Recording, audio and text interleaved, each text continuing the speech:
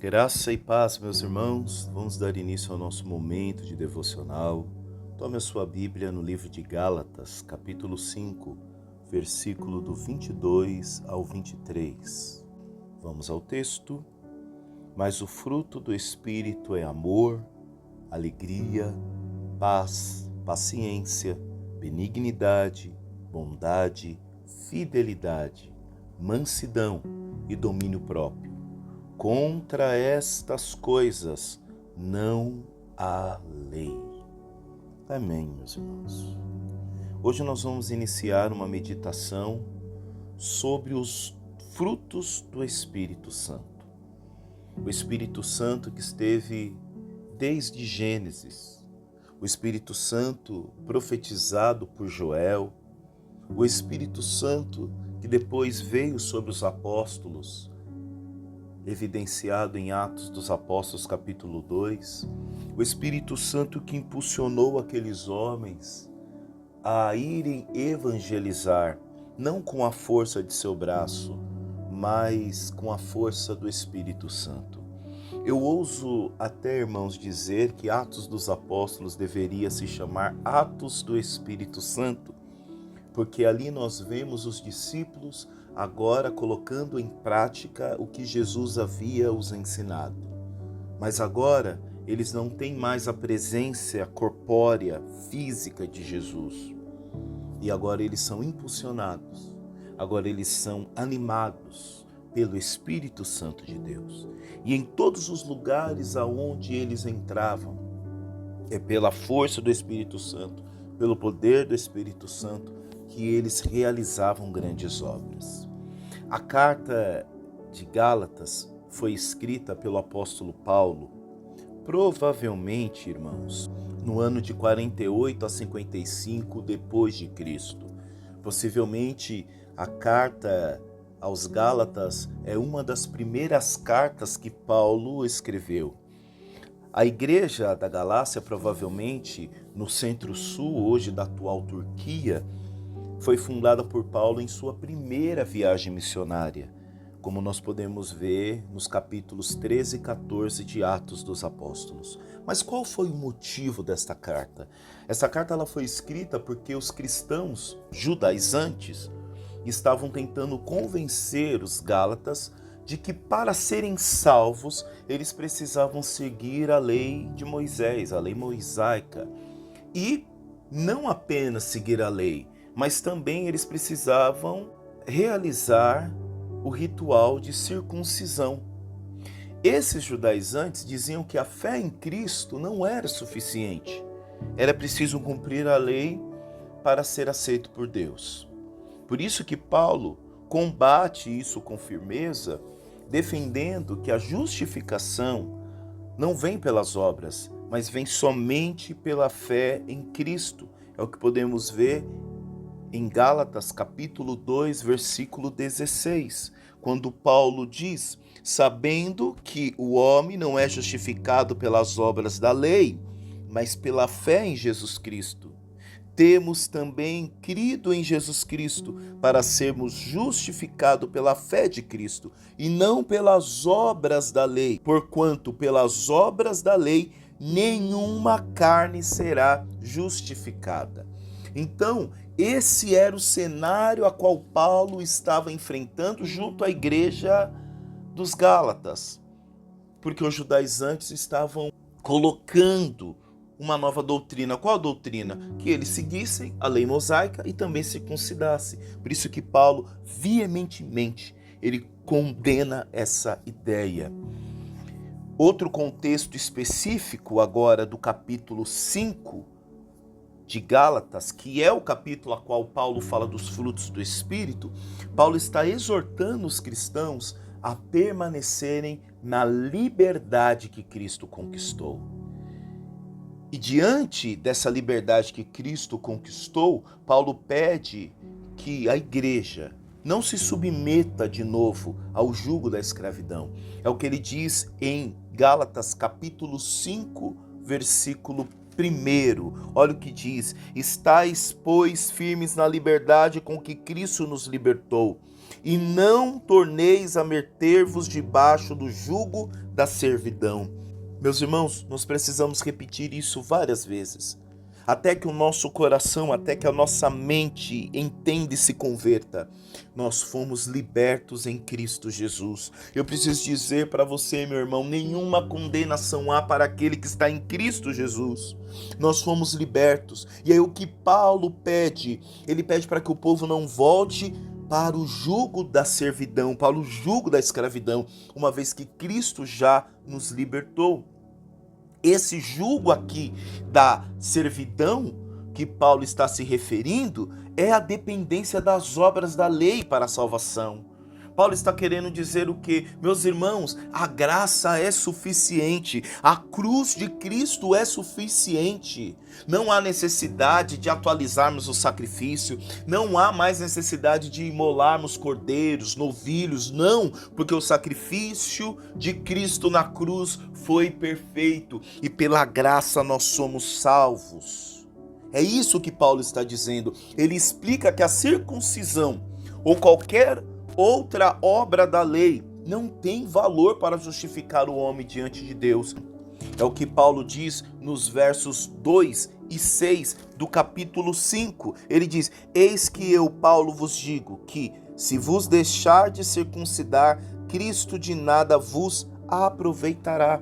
Olha agora o versículo 6. Porque em Jesus Cristo nem a circuncisão, nem a incircuncisão tem virtude alguma, mas sim a fé que opera por caridade. Paulo está querendo dizer, olha, todas essas obras não surtem efeito algum, não tem valor algum, porque Cristo já realizou o sacrifício perfeito. A partir do versículo 16, Paulo fala sobre o conflito interno, como diz o versículo 17. Porque a carne cobiça contra o espírito, e o espírito contra a carne, e estes opõem-se um ao outro, para que não façais o que quereis. Veja que agora Paulo vai falar de obras da carne, e depois ele vai dizer de obras do espírito. E aqui ele apresenta um conflito, e é o conflito, meus irmãos, que todo aquele que busca seguir Jesus, ele precisa vivenciar esse conflito. Porque, ora, se você não vive esse conflito de buscar vencer a sua carne, buscar vencer os seus impulsos, algum desses dois polos está sendo vencedor na sua vida. Se você não está guerreando, se você não está buscando matar a sua carne dia após dia, quando eu digo matar a sua carne, eu não estou dizendo fazer longas peregrinações, grandes obras de mortificação, não. Às vezes matar a carne é um dia a menos falando mal do outro, menos fofoca, menos calúnia, você vencendo os seus impulsos talvez de roubar, de trair, de adulterar. É isso, essa luta. Então, se você não está vivenciando essa luta diária da carne com o espírito, certamente um dos dois está sendo vencedor, ou o espírito ou a carne. A carne aqui representa a nossa natureza pecaminosa, inclinada ao egoísmo. Meus irmãos, nós somos maus. Eu costumo dizer para os irmãos que nós somos como uma torre de Pisa, sabe? Nós somos inclinados. Nós não somos pecadores porque pecamos. Nós pecamos porque somos pecadores. A nossa natureza é pecaminosa. Nós somos inclinados ao egoísmo, à sensualidade, à ira, à inveja, a todo tipo de mal. Já o Espírito, que aqui Paulo está falando do Espírito Santo, nos guia a viver em santidade. E ora, uma vida em santidade produz frutos. Como da mesma forma, uma vida totalmente devasta, uma vida pecaminosa, também produz frutos. É interessante porque quando nós olhamos para o fruto, nós precisamos entender a dinâmica da vida. Por que a dinâmica da vida? Meus irmãos, nós podemos escolher se vamos plantar ou não, mas a colheita, ela é inevitável. Vou repetir. Hoje você tem a possibilidade de escolher se vai plantar ou não. Mas se tratando da colheita, você não tem esse poder de escolha. A colheita é inevitável. Então, uma vida pecaminosa vai produzir frutos de pecado. Uma vida em santidade produz frutos de santidade.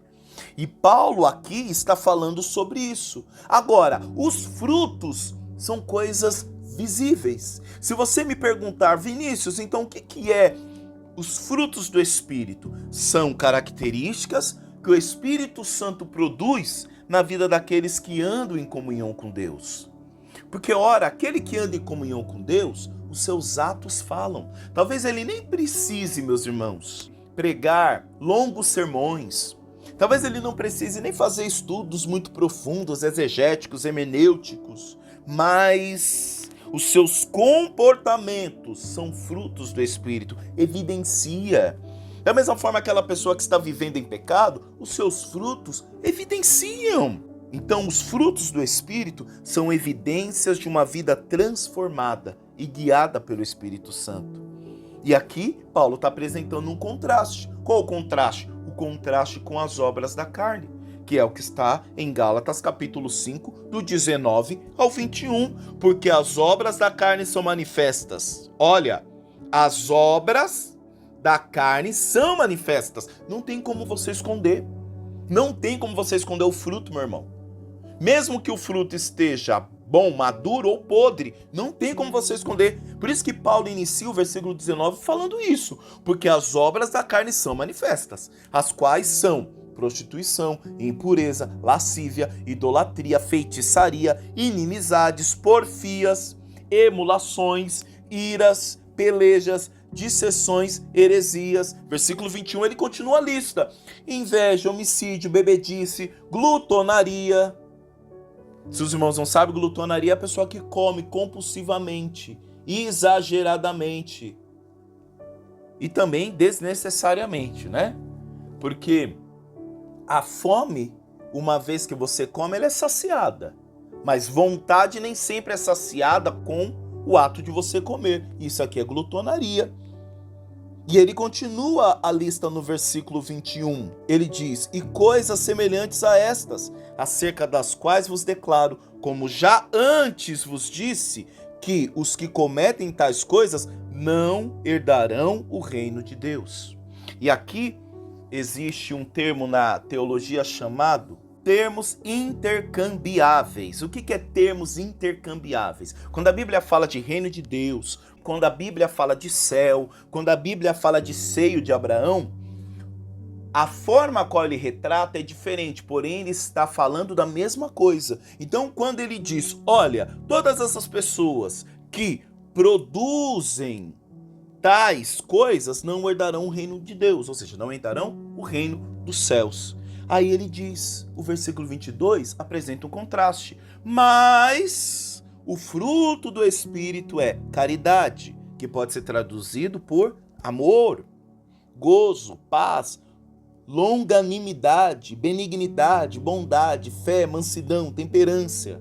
Aí ele diz, versículo 23, que eu acho lindo, contra estas coisas não há lei. Olha o que ele diz no versículo 25. Se vivemos em espírito, andamos também em espírito. Não sejamos cobiçosos de vanglória, irritando-nos uns aos outros, invejando-nos uns aos outros. Irmãos, isso é muito sério. Uma vida em santidade precisa produzir frutos, precisa produzir obras manifestas. Obras que até aquele que não é crente, até aquele que não conhece o Senhor, ele olha e diz, verdadeiramente, olha, essa pessoa é bondosa. Verdadeiramente, nossa, ele é um homem íntegro. Nós vemos que em Gênesis, a característica de Noé era, e Noé andava com Deus. Isso é muito sério, meus irmãos. Isso é muito sério. Não tem como uma árvore boa dar frutos ruins. E também não tem como uma árvore ruim dar frutos bons. Por isso Paulo está chamando aquele povo. Está dizendo, olha, mais do que vocês ficarem preocupados com a circuncisão, Mais do que vocês ficarem preocupados em obedecer a Torá e leis, procurem ter atos de justiça, ter atos inspirados, motivados pelo Espírito Santo. E Paulo, quando ele apresenta aqui os frutos, que é caridade, gozo, paz, longanimidade, benignidade, bondade, fé, mansidão, temperança, fica um convite para nós, para nos avaliarmos, olharmos para nós mesmos e perguntarmos: quais desses dons eu preciso exercer em minha vida? Porque não é vergonha, meu irmão, assumir, você chegar à conclusão que te falta amor, que te falta paz, que te falta bondade, que está te faltando fé, mansidão, temperança. Não é pecado. Nós temos o Espírito Santo de Deus. Nós podemos pedir que o Espírito Santo de Deus venha trabalhar no nosso interior. Que se até o momento esses frutos, essas obras ainda em nós não foram manifestas, que a partir de hoje o Espírito Santo nos ajude a ser uma pessoa que ame mais, a ser uma pessoa que tenha mais mansidão, mais fé. E aí, Paulo diz: contra estas coisas não há lei. Esses frutos gerados estão acima da lei. Agora, o que é o amor apresentado aqui por Paulo? É o amor ágape. Nós sabemos que os gregos separavam o amor em três, né? O amor eros, que era o amor sexual, o amor filia, que era o amor entre irmãos, e o amor ágape. É sobre esse amor que Paulo está falando, é o amor sacrificial, o amor incondicional. Este amor, ele abre porta para os outros dons, porque o amor é a base de todos os outros frutos. Porque, ora, se você não ama, não tem como você ter bondade. Se você não ama, não tem como você ser temperante. Se você não ama, não tem como você ter paz. E esse amor ágape, que é um amor sacrificial, não é uma paixão, não é um enamorar, não é um amor de sentimento, mas é um amor de decisão. É o amor que Cristo nos ensinou na última ceia. Ora, aquele que quer ser maior, que seja o menor, que esteja preparado para se reclinar e tomar a bacia, não para fazer como Pilatos, lavar a mão e fugir da responsabilidade, mas ser como Cristo, que toma a bacia e toma a responsabilidade de fazer do irmão o seu ministério. Então é decisão. Qual é essa alegria que Paulo aqui está falando? É uma alegria que não depende das circunstâncias. É uma alegria interior que vem da confiança em Deus. Não é uma alegria baseada no que a gente vai ter ou uma alegria que é ameaçada por aquilo que pode nos faltar. Mas é uma alegria que vem da confiança, é alimentada, nutrida na confiança em Deus. O que é essa paz? É uma paz que não tem a ver com a ausência de conflitos, não é uma paz que está ligada à ausência de problemas, mas é uma tranquilidade interior, é uma harmonia com Deus e com os outros, é uma paz sabendo que pode nos faltar tudo, mas não pode nos faltar o Senhor, é Ele que nos dá tranquilidade. O que é essa paciência que Paulo traz aqui no versículo 22 do capítulo 5 de Gálatas? É a capacidade de suportar dificuldades, suportar ofensas, sem perder a calma ou reagir com ira. Veja o que os nossos irmãos da igreja primitiva passaram. Eles precisavam dessa paciência que só Cristo, só o Espírito Santo poderia dar.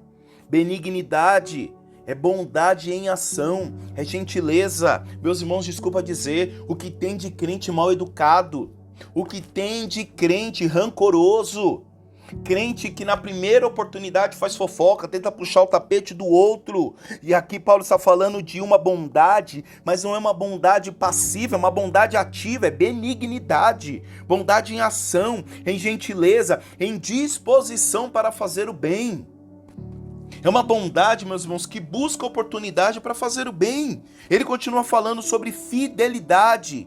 E o que é fidelidade? É lealdade, confiança, comprometimento com Deus e com os outros. É a fé vertical, mas também a fé horizontal. É a fé que eu mostro ela na medida a qual eu trato meu irmão.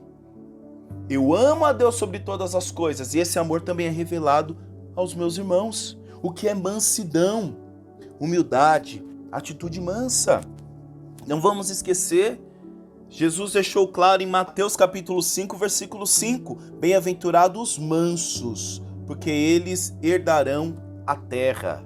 Aqui, outro termo. O que é esse termo? É o céu. Então é mansidão. Jesus deixou claro que aqueles que vão herdar o reino do céu são os mansos. Que tem de crente briguento, crente que se descontrola. Na primeira briga, meu Deus do céu, humildade, atitude mansa, submissa diante de Deus e das pessoas. Ah, então quer dizer que se eu sou crente eu vou ser chamado de bobo, vou ser chamado de trouxa? É, meu irmão. Cristo nos chama a ser mansos. A ser manso. Aí você tira a sua conclusão, né? E por último ele fala sobre domínio próprio, autocontrole, capacidade de governar os próprios desejos, os próprios impulsos. Domínio próprio, meus irmãos. Então todos esses frutos, se hoje você ao ler identificar que lhe falta algum desses frutos, bem-vindo ao clube. Porque quando eu leio também essa palavra eu vejo, meu Deus, eu preciso me converter. Preciso mudar, preciso ser melhor. Eu falo, Senhor, me ajuda. E aqui, Paulo não está falando de algo exterior, ele está falando de algo interior. Ele não está falando algo plural, ele está falando no singular. Então aqui não dá para você pedir, Senhor, coloca os seus frutos, né, no meu esposo, no meu filho. Até dá para você pedir isso. Mas aqui a dinâmica é você pedir para si. É você pedir, Senhor, gera em mim os teus frutos. Faz de mim um pastor melhor, um filho melhor. Porque às vezes as nossas orações é só pedindo para Deus mudar o outro. É sempre pedindo o melhor de Deus para nós. Mas são poucas as vezes que a gente pede, Senhor, faz de mim o melhor para o outro. Então, se você leu aqui o versículo 22 do capítulo 5 e viu que te faltam alguns dons, alguns frutos, é você pedir, Espírito Santo, faz de mim um pastor melhor, um filho melhor, um amigo melhor. Gere em mim os teus frutos, me ajuda. Identificou o que está faltando? O Espírito Santo está aqui conosco. E Ele é doador de todos os dons. Ele é doador de todas as graças. Então, quais os pontos que nós podemos aplicar com esse texto?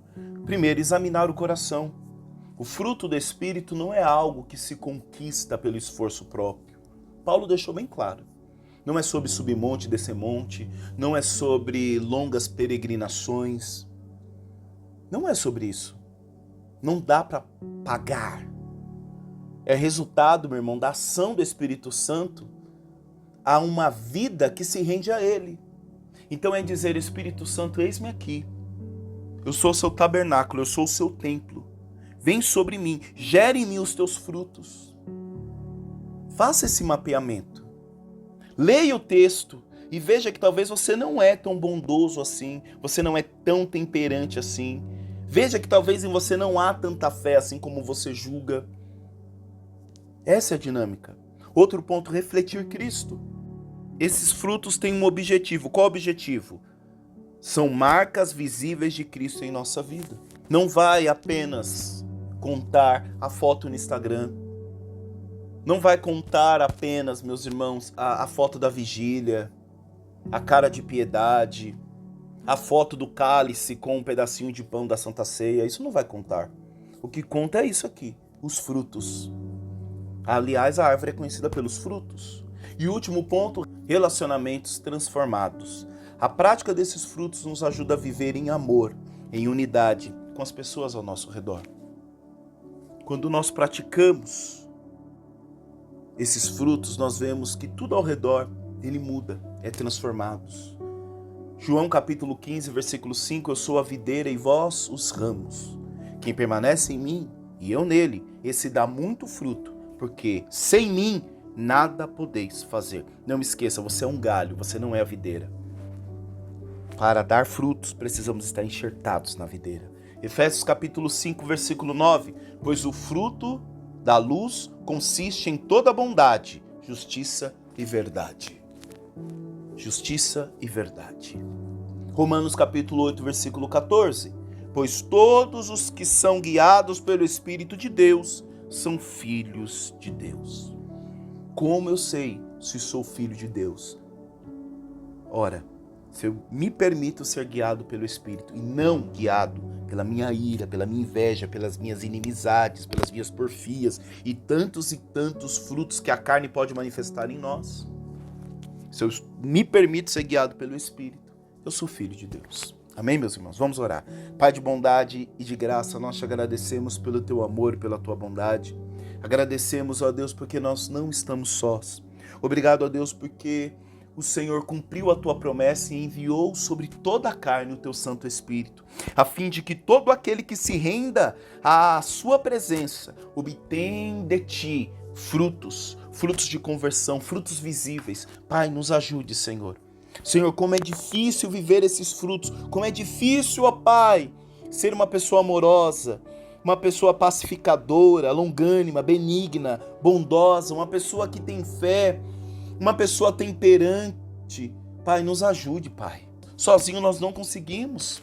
Pai, sozinho nós não conseguimos. Espírito Santo de Deus, nos ajude. Vem sobre a nossa vida. Nós te damos legalidade. Nós apresentamos a Ti todas as resistências de nossas vidas. Os nossos conflitos, os nossos medos, traumas, o nosso intelecto, a nossa mente, para que tudo esteja submissa à ação do Teu Santo Espírito, Pai. É o que nós te pedimos no nome de Jesus. Amém. Forte abraço, meu irmão. Deus abençoe e até amanhã. Tchau, tchau. Fique com Deus.